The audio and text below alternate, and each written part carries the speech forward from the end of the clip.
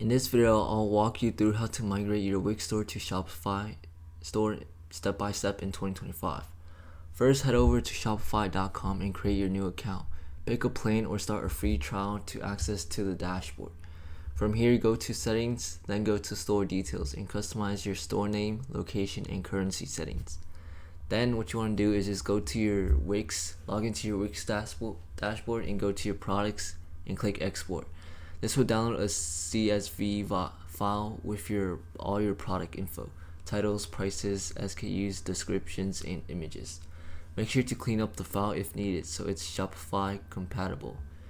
Next, log into your Wix. Next, in your Shopify store, go to products, import, and upload your CSV file. Shopify will show you a preview of what it's importing. Check that everything looks right, then click import products. This brings you to your Wix product data into Shopify in seconds. Unfortunately, Wix pages like About, Contact, or Blog posts won't transfer automatically, and you'll need to copy and paste the content manually, or use a migration app like Listsection or Card to Cart for a smoother transition. Use Shopify's page editor to recreate any custom layouts or text.